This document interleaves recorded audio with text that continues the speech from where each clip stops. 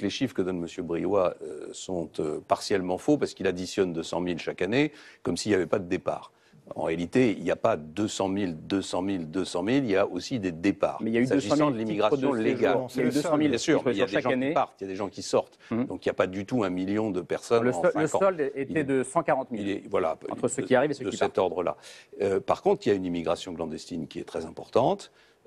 Et contre lequel on a plus lutté pendant le quinquennat précédent que pendant celui d'aujourd'hui, mais avec des résultats qui ne sont pas satisfaisants. Donc moi, j'ai essayé de proposer une politique qui est une politique nouvelle. La politique des quotas, c'est quoi?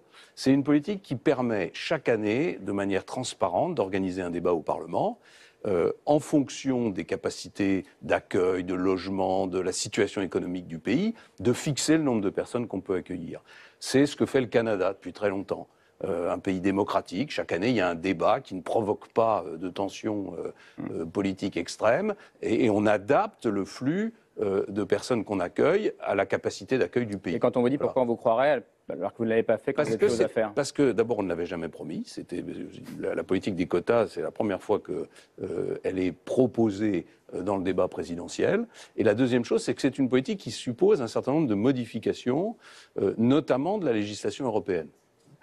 Pour pouvoir mettre en place cette politique de quotas, il faut modifier une partie des règlements européens et il faut modifier ce qu'on appelle la jurisprudence de la Cour européenne des droits de l'homme. Donc c'est vrai que c'est difficile, mais moi je le proposerai.